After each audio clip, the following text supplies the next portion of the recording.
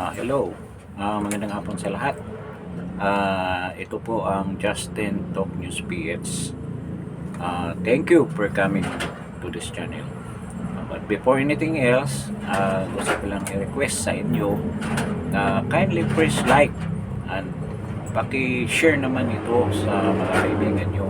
And then, most important of all is subscribe. Paki-subscribe naman.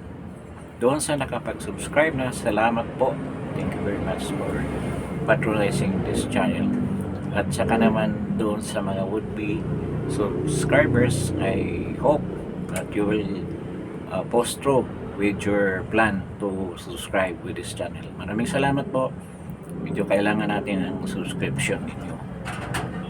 Dito sa Justin Talk News page, we usually discuss mga political issues and we made our reactions, our commentaries with regards to the latest news and events that are happening in our country in a daily basis. So, this afternoon, i-discuss natin, we will be talking about itong, I think, the other day, na nagbigay ng reaction si E.S. Bersamin tungkol doon sa speech ni President Duterte sa indignation rally the last 2 days sa Cebu. Actually, nagkaroon na ako ng vlog dito. I made my vlog trying to ni-review natin yung mga sinasabi ni President Duterte doon sa rally na yun. That was a mammoth crowd. Kahit na hindi gaanong nabalita and during the rally nga itself, hindi yun kinover ng mainstream media. Kahit na yung mga printed na newspapers, hindi yan binabanner headline.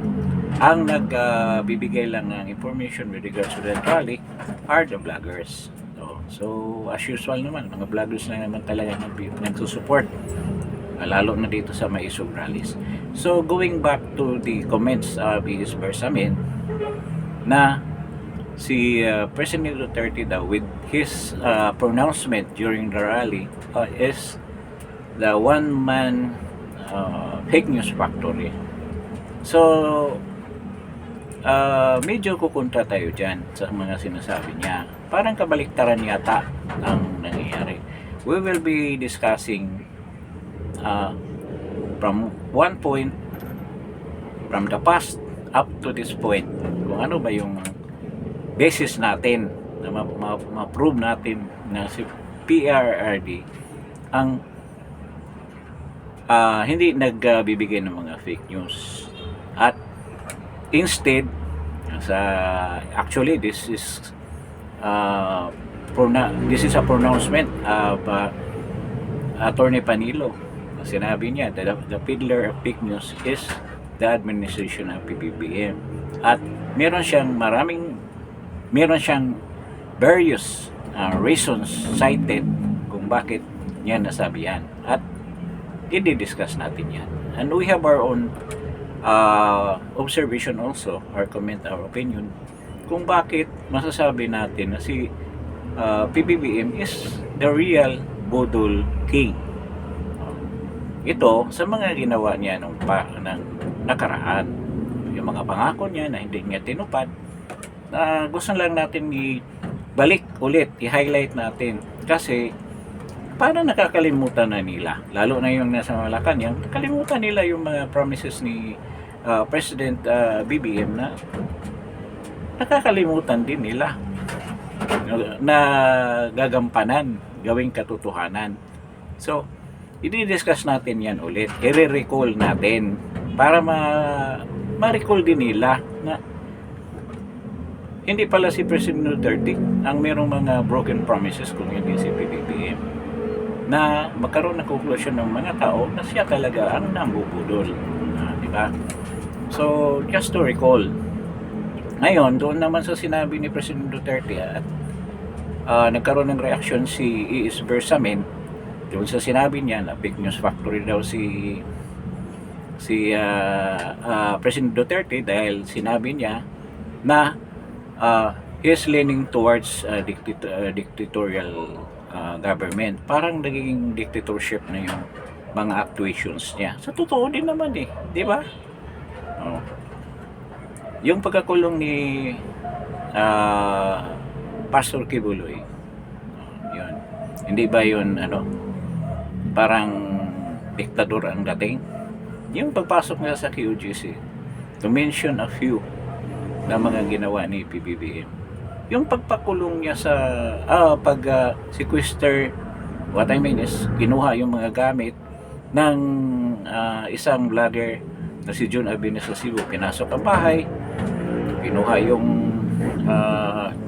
computer at saka laptop, then yung cellphone, para makakuha sila ng ebidensya sa cybercrime against Jun Abines. Diba dapat meron ka nang nakahandang ebidensya, doon pa niya kukunin sa computer ni Jun Abines. Diba ang laking violation niya? Parang reminds me of nangyayari nung martial law. So that is a napakaklarong sign na talagang nasa dictatorial regime na tayo. Sabi pa nga ng iba na we are in a silent majority situation ngayon. Kaya totoo naman yan, at marami pang mga ibang mga pangyayari na mag-prove na totoo yan. Ngayon, bago tayo pupunta doon sa ibang mga instances o mga events na to prove na talaga sila ang talaga nagsisimula or they are the peddler of fake news, isa-isahin natin. Para sabi ko nga kanina, i-recall natin ano yung mga circumstances at events that made us conclude na sila ang nambubudol. Napakasimpleng i-explain yan. Unang-una, ito, mabilisan lang. Yung pagpunta ni BBM before the election ng 2022 para i-convince si VP Inday na maging Vice President. Diba? Nung una, gusto si Inday ang pinilit na maging Presidente, Vice President si BBM. Pero nung nalaman nila na si Inday talaga decided to run as mayor sa Davao, ang ginawa, sabi nila, ikaw na lang magbay sa amin dahil ayaw namin na matalo dyan sa Visayas at Mindanao. Kung wala ka, matatalo kami. Kaya yun ang sabi nilang kay Inday para makumbinse. Ngayon, ang kondisyon ni Inday ganito, basta may continuity. Kaya nga ang team nila, unity and continuity. Lahat na major projects nasimulan na sa kapanahonan ni President Duterte, kailangan maitutuloy. Yun lang ang hindi hinihintay. Pwede ako sasama sa inyo, basta ito ang gagawin natin diyan sa team natin kung mananalo tayo. So, ano bang nangyari? Natupad ba yun? Anong nangyari sa Mindanao Railway? Anong nangyari sa mga malalaking projects? Itong North-South Commuter Railway na lang dito sa starting from Clark to Calamba, Laguna. Meron bang development yan ngayon?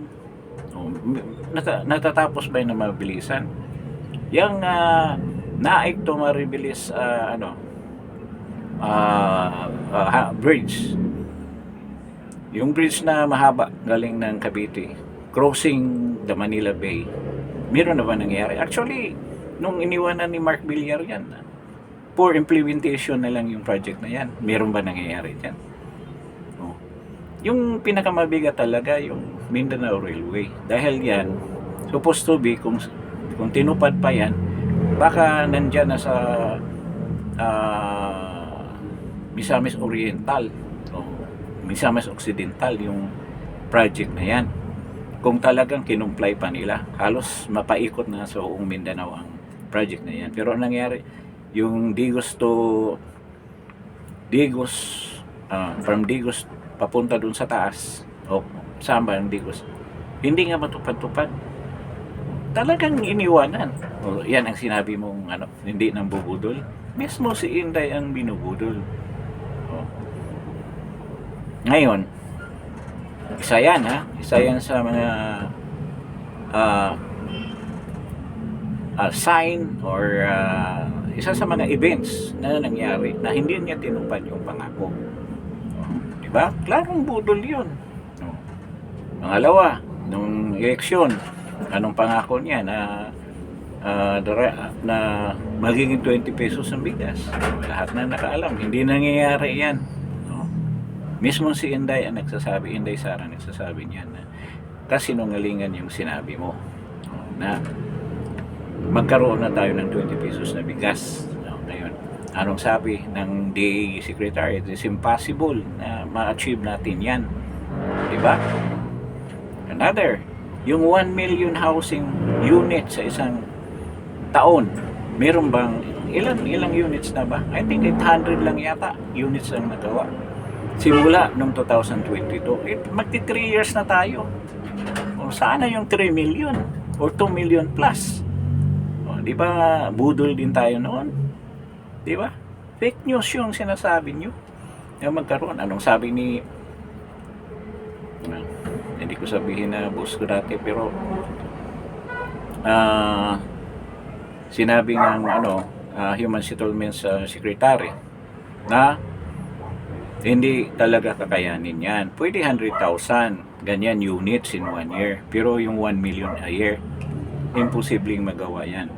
Talaga mismo na galing sa Secretary ng Human Settlements and Urban Development na si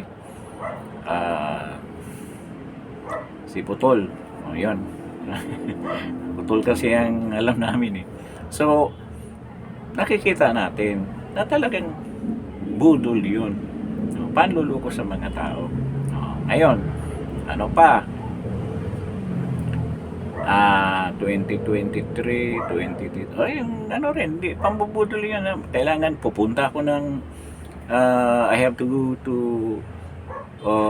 I have to visit a lot of countries, a lot of conferences in order to convince businessmen to invest sa bayan natin. Meron ba nakuhang mga major investors? Pambubudol din yun. Ilang trips siya? More than, I think, 30 more trips abroad. Mga junkets yun. Kasama yung mga pamilya ng mga cabinet secretaries kasama doon. Magkano, ilang bilyon ang ginastos ng bayan doon to support ng mga biyahe niya. O meron ba nangyari doon? Di pambubudol yun.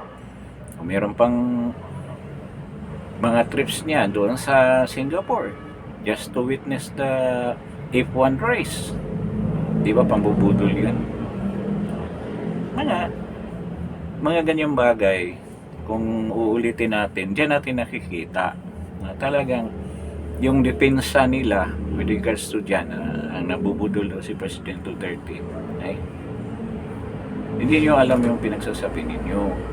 O ngayon, ito na, recently, last year, during the SONA, anong sinabi niya sa last SONA, na they have accomplished almost 5,000 flood control projects. So, malaking kasinungalingan.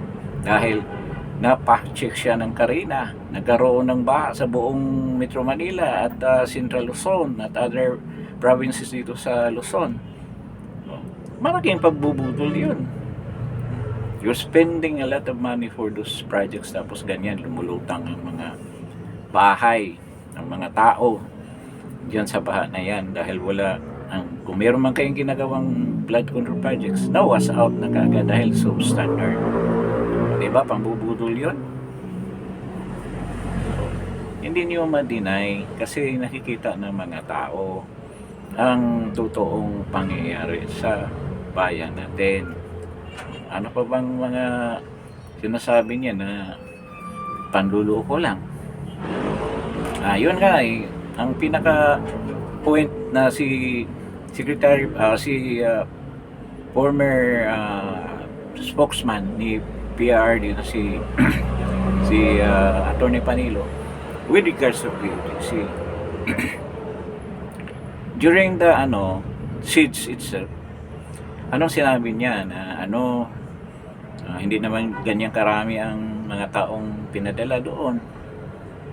Later on sinabi niya kailangan marami. How can you control daw? So, pinapadalhan niya ng almost 10,000 na mga pulis doon. So, nagsisinungaling siya, nabubudol siya. Diba? Tapos, wala daw nasaktan. Si General Torre, yun din ang sinasabi. Walang nasaktan, walang namatay, ganyan. Ano lang na, natural death lang daw yung dahilan na namatay yung isang member ng KOGC doon. Diba? Kasi nungalingan yun. At saka bukod doon, grabe ang injustice doon. Pinasok mo, ganyan, wala kang matinong search warrant. Diba? Tapos nagbubutas ka pa doon sa mismong simbahan, desecration ng lugar na yun. Nakita mo yung injustice. Yan nga ang katibayan. We are in a dictatorship sa pinapakita ng mga pulis doon. Ang ibang pulis siguro nagigilty, sabi nila. Mayroong mga reactions doon na dapat hindi ganyan, ganyan. Pero wala silang magagawa dahil nasa payroll pa sila eh. Active duty pa sila. Ay, ayaw rin naman nila manghirap ang pamilya nila. Ay, kung makitang sumuway sila sa utos, di ba? No, kaya ganun ang nangyari. At saka yan, isang manifestation, bukod sa pagsisinungaling, bukod sa pambubudol, yung injustice na nangyayari. No, existing hanggang ngayon. Ang daming mga injustice. Yung one sample, yung kay DJ Bantag. Hindi pa nila na-prove, wala pa silang ebidensya na ganyan. Nag-decide kaagad si Boying Rimulya na ang kaso tapos na. Tapos na raw ang kaso. Ano na, solve na pinpoint. Nung pumatay ni Percy Lapid. Pero anong kinalabasan? Di ba? So, marirecall natin yung mga injustices na ginawa nila. Ang dami. Lalo na kay Pastor Kibuloy. Yung kaso, patay na yun, binuhay. Para lang mapakulong nila si Pastor Kibuloy. Ngayon, nagsasuffer dyan sa kulungan. Si Grijaldo, ganun din ang ginawa. Until now, yung sabi na independent legislative kongreso, hindi. Sino maniwala sa inyo? Hawak kayo sa ilong ng administrasyon ng Malacanang. Kaya, kitang-kita ng mga tao. Yan. At itong lahat na to, hindi makakalimutan ng mga tao. At dala-dala nila yan hanggang sa presento. No? Hindi presento ng pulis ha. Voting present. At alam na nila kung sinong ibubuto nila to change this dictatorial regime. No? Kaya napaka magaling na strategy si President Duterte.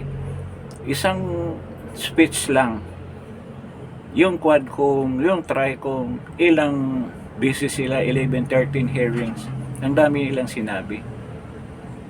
Nayanig ba yung mga tao? Nayanig ba yung Senate President Duterte? Hindi. Isang speech lang doon sa indignation rally sa Cebu. Nagkakandara pa na kayo sa kakadipinsa. Nagka-preskon yung mga young goons dyan sa Kongreso. Wala naman kalaman-laman yung mga sinabi. Si Is Bersamin, siya ang una nagsalita. Alam mo, ES, sinabi niya na President Duterte will declare President BBM before stepping down will declare martial law. Masasabi mo bang fake news yan? Prediction pa lang yan. Hula pa lang niya yan na yan ang gagawin dahil yun din ang ginagawa ng father niya. Masabi mo bang fake news yan? Doon mo na masabing fake news yan pagdating ng panahon 2028 kung hindi ang gagawin ni BBM, kung iba ang gagawin niya. So hindi mo sabing fake news yan. At saka meron siyang basihan dahil yun nga ang ginagawa ng father eh. Ng papa, sabi pa ni President Duterte. Yun ang ginawa. So there's a probability na gagawin yan. At kung if you have been nakita mo yung mga previous vlogs ko, hindi pa sinabi ni President Duterte, alam ko na yun na hindi yan basta bababa yung grupo nila ni PBBM. They will fight to the end sabihin ko sa inyo, hindi yan. Kasi alam na nila kung aalis sila. They suffered before the first, yung pag-alis nila, yung People's Power. So, pilitin nila yan na hindi na mangyayari yan ulit. Kaya yun ang ginagawa nila. At ito nga, lahat na galaw nila to prevent BP Sara na magiging presidente. Tama yung sinabi ni President Duterte. Parang pilayan nila si BP Sara para hindi na makatakbo. Then, kasi yung People's Initiative medyo malabo na yun. Kasi maraming ayaw doon sa Senado, marami. So, hindi nila yan ma-pursue. So, the only thing na will block their way, maging obstacle sa plano nila ay si BP Inday. Kung ma-achieve na nila yan na hindi na pwede si Inday makatakbo, or the other way around, kung makatakbo si Inday, hindi siya ma-impeach, for instance. Ito pala, baliktad ang sinabi ko. Kung mangyaring hindi ma-impeach si Inday, convict si Inday, na hindi na siya pwedeng tumakbo, kung patuloy siyang tumakbo, ang gagawin yan, ito yung message ni President Duterte. Before 2028, before stepping down, he will declare martial law.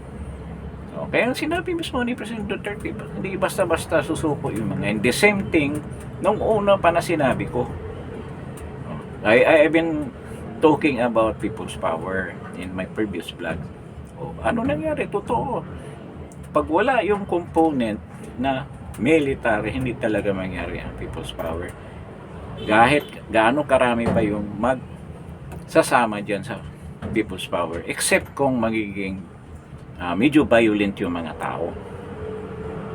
Siguro. Kasi sa totoo lang, ang mga military ngayon talagang hawak ng administration.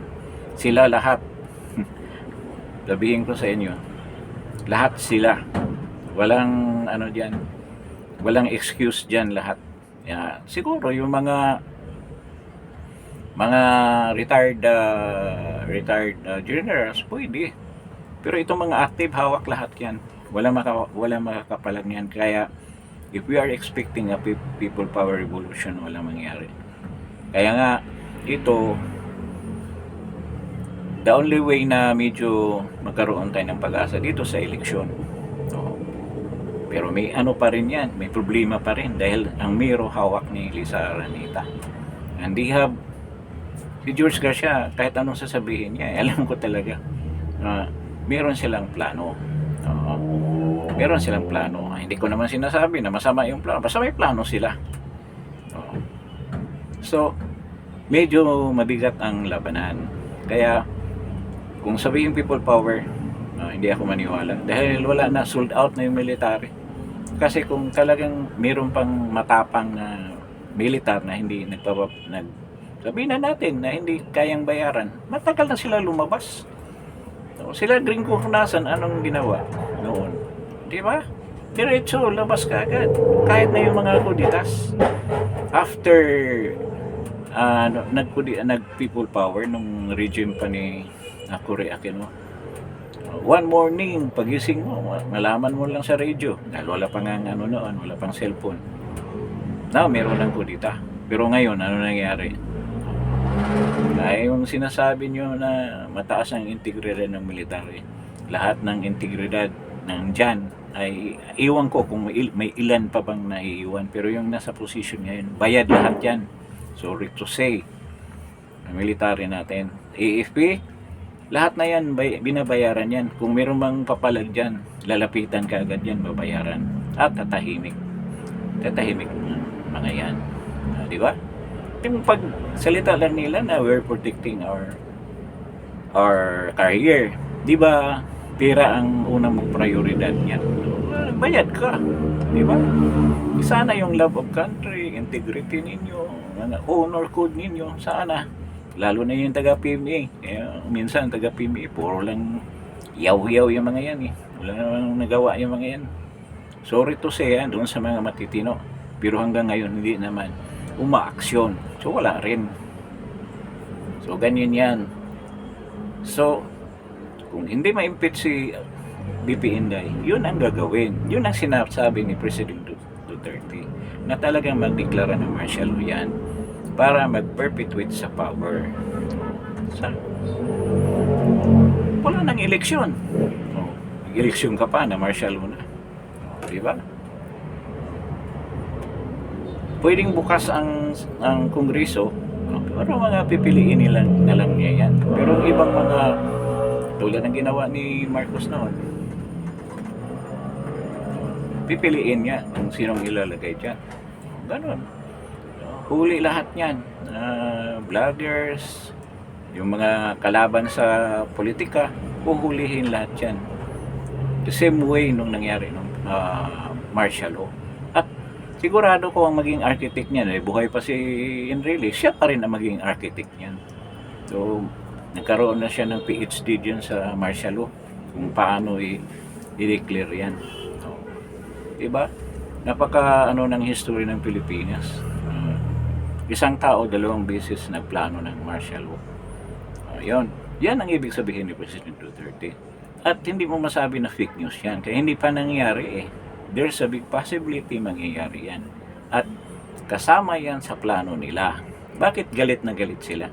Dahil nape-preempt natin na yun ang gagawin nila So, nape-preempt. Swerte nga tayo yung people's initiative na tuklasan ka agad. Kunwari pa yung may advertisement. Sino ba yung taong nag-appear? Taga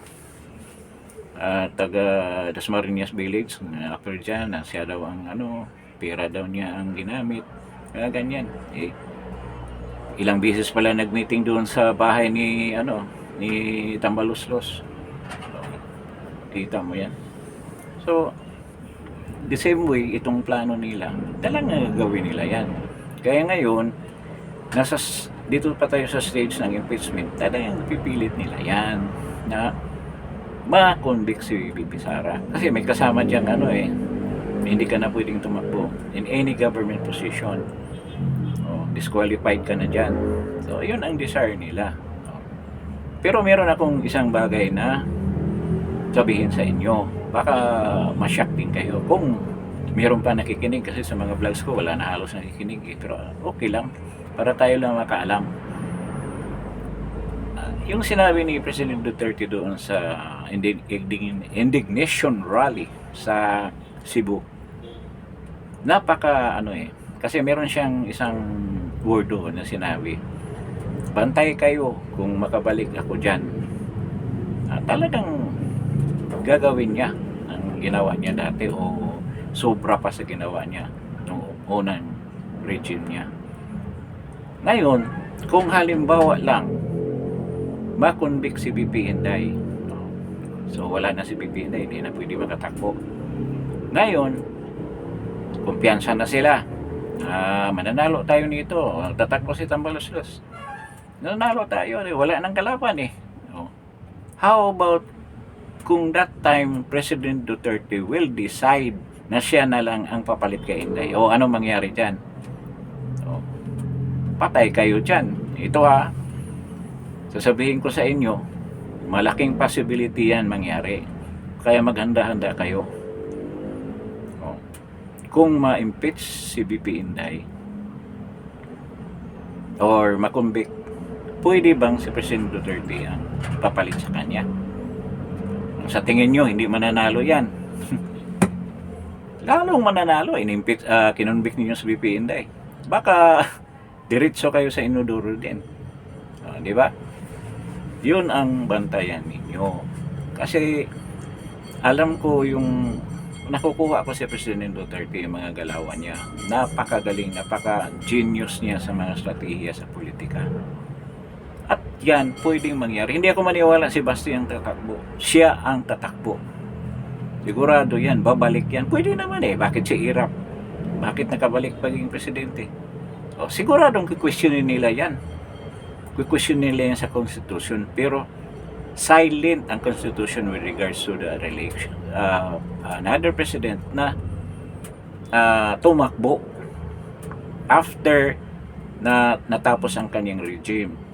Hindi pwede, hindi yan re-election eh. Kasi bawal nga ang re-election sa constitution natin. Bawal ang isang presidente na ma-re-elect kung magkasunod na term. If tumigil siya ng isang term, di ba? 2022 natapos. O ngayon, 2022 to 2028, wala siya. Pwede siyang tatakbo ulit.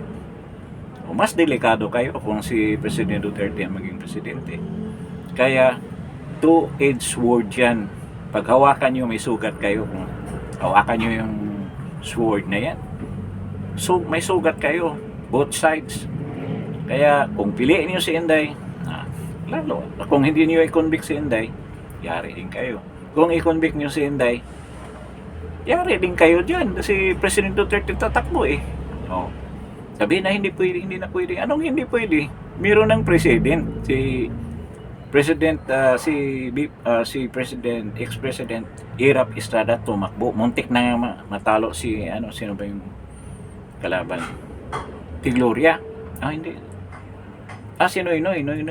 Si Noynoy ang kalaban niya. Pero natalo siya ni Noynoy Aquino. Di ba? So, tingnan, niyan, pag-isipan yung mabuti.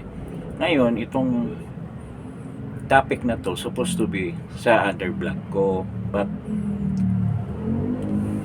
kasi laging advance yung ko, kaya walang nanonood eh. Laging advance ang nasa isip ko lagi, advance. Yung mga topics ko advance, kaya walang nanonood kasi hindi yun nangyari ngayon. So ito supposed to be, this is for another episode, another vlog, siguro sometime this week. Pero I am gathering more information kung ito magiging possible ba o hindi. So I have to make some, to gather information, to gather some details and datas with regards to this. Kasi ayaw ko sanang i-mention to para hindi magulo ang focus ng mga tao with regards to the upcoming May 12 election. Ang desire ko na lahat na kung mayroon pa naman akong viewers, titingnan, they should focus on the election of the senatorial bids of President Duterte. Ayaw ko sanang guluhin ang isip, but anyway, na-mention ko na rin ito kasi matagal I've been pondering on this issue for some time. Kasi I don't know kung anong reaksyon ng Malacanang yan. Pero kung yan ang lalabas, mahihirapan talaga sila. Wala silang lusot yan. Kaya nga the only way nga lang, kaya nga nasabi ni President Duterte, the only way, mag-declare na lang ng martial law. Kasi kung mapansin nila, itatakbo si President Duterte, ano gagawin natin? So, mag-declare na lang tayo ng martial law para hawak na natin. And after that, ayusin nila yung magpatawag sila ng convention or yung Kongreso sa Senado mag-decide to change the Constitution. Anong mapalit doon? Yung term extension ng mga congressman at senador.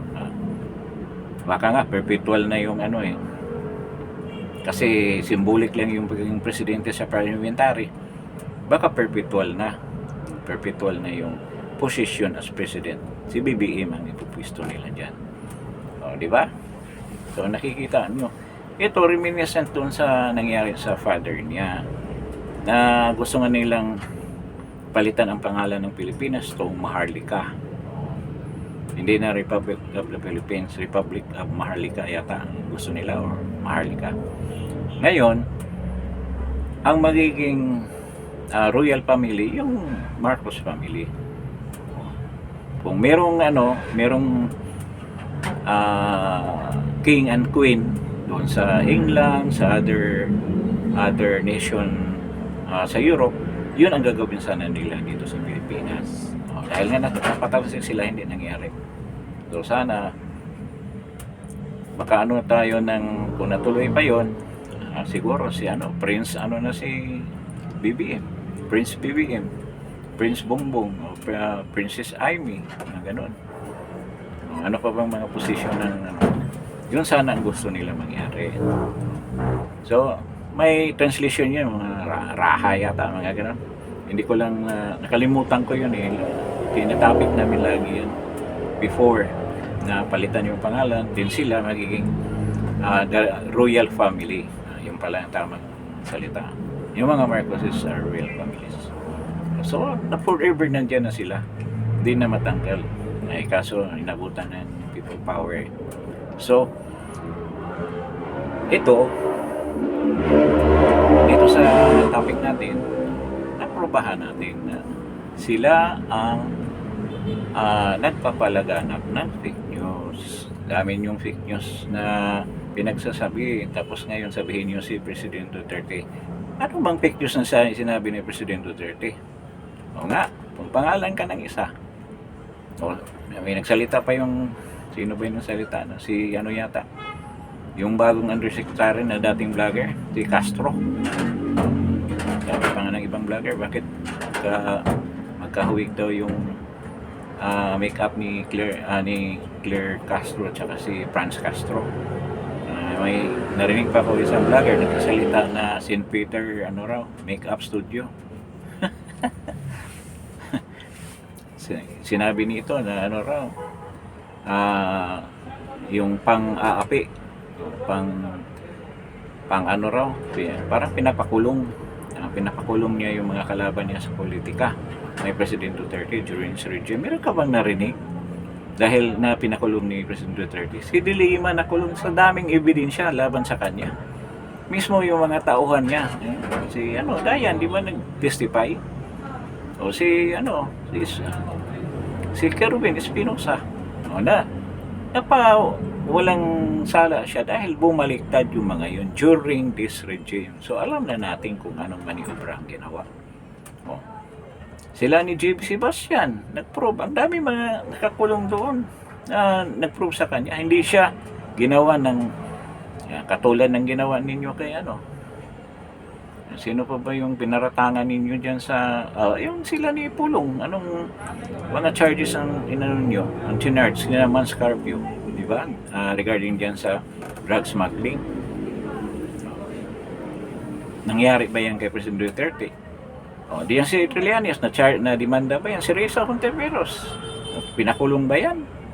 Yung mga pinagsasabi nila dyan sa publiko, meron bang pinakulong na media si President Duterte? Yan. You should realize that ito si Castro, Undersecretary ng Press, palibhasa abogado pa naman to, panat ka agad. Mali-mali naman yung sinabi. Ang kinu-question yun regarding sa fake news, hindi masagot-sagot. Gusto niya i-take up yung yung regarding sa gold. Totoo din naman ang regarding sa gold. Hindi na ma-explain kung saan galing, saan dinala yung pera. BSP daw, gumawa daw ng ganyan. Ang BSP hindi pa gumawa ng ganyang karaking 25 tons ang binibinta na gold. Ngayon pa lang. Pinamunuan niya ni pa naman, at saka si Ricto ang nag-ano niyan utak dyan So dito siguro medyo marami na tayong na-discuss, and in our next episode we will be talking about yung sinabi ko kanina with regards to ito nga sa election na kung ano mangyayari after kung makonvict si BP Inday. So I have to gather some data so that ma-discuss natin na mabuti ang topic na yan. So I hope you will come over, you will come and visit this channel, kahit na kukunti lang yung nanonood. That is our purpose naman is to inform whether meron manonood o wala. We give our opinion, our comments, our reactions and views on the latest events. Yan ang purpose natin, para naman malaman ng tao ang totoong pangyayari dito sa bansa natin. So with this, maraming salamat. But before anything else, I hope you will please like, then share it to your friends, and subscribe kahit pa isa lang ng subscription, para naman mabuhay ang channel na to. Maraming salamat. This is Justin Talk News Page, and maraming salamat sa mga viewers natin na nasa US. I found out na I talked to some people na meron din nanonood sa atin from Connecticut and New Jersey. Maraming salamat sa pagdalo ninyo dito sa channel, maliit na channel na to, and I hope you will still patronize, you will continue patronizing this channel. Thank you very much at good afternoon sa ating lahat. Salamat po.